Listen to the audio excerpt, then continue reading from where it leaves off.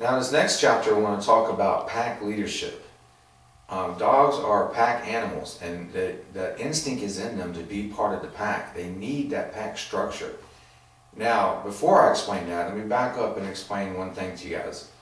The way dogs have been domesticated now with us humans for thousands and thousands of years, and I actually just read an article recently where they found human remains in France with canine remains buried next to them with respect. And when they did the carbon dating thing, they determined that they were over 14,000 years old. So they've been in our lives for a long time. Now, because of that, dogs no longer see us or perceive us as humans. They actually look up to you and perceive you as a dog. Now, a lot of people inadvertently train their dog or treat their dog like a human or a child, when really you should act more like a dog in order for them to understand you and obey you. Now, as far as pack leadership goes, it's important that all the humans in the household be above the dog in the pack structure. If you have kids, they need to be elevated up too, so that they're not equals in the pack. I don't know if you guys have noticed that, those of you with kids, the bad behaviors tend to come out more against the kids. They'll chase them, tackle them, nip at them, bite them, and all that stuff. And that's because they see the kids as an equal in the pack. They're puppies with them instead of elevated up. But it is possible to get the adults at the top and the kids above the dogs in the next level down in the pack structure. Now, the easiest way to remember this is to think about how it happens in the wild in the wolf pack. You have the two pack leaders, the alpha male and alpha female, and then the rest of the pack. Now, they'll work together as equals when they're going to hunt. When they're hunting, say they're hunting a deer that they're getting ready to eat. Now, they'll work together as a group, as equals, until they make the kill. Now, once they've killed the deer, then the pack leaders take back in charge, will drive off the other wolves so that they can eat first. That's the first part. The second part is, by eating first, they eat the best meats of the kill. And the third part is that the pack leaders lead the way. They lead the pack. So that's what you humans need to do, including the kids or everybody, all the humans in the family that's in the household. You should eat before your dog, and I'll explain an easy way to do that.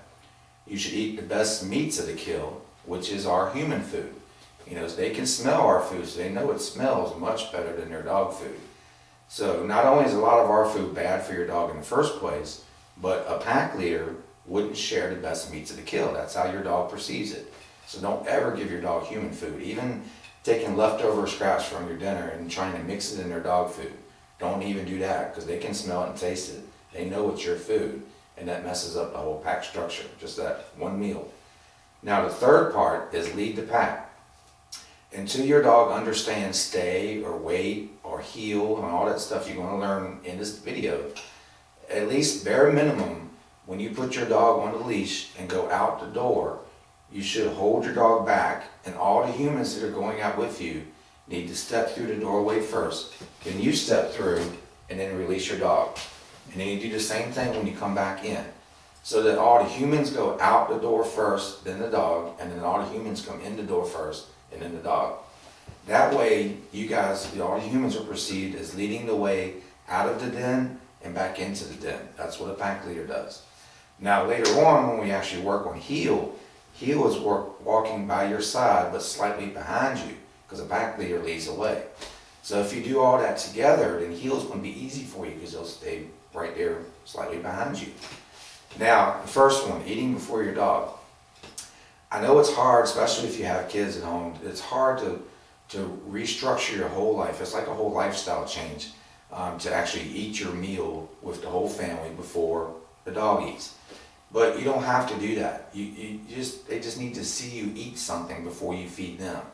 Now, this is the way I do it, and you can try it yourself. But let's say it's in the evening and it's time to feed your dogs.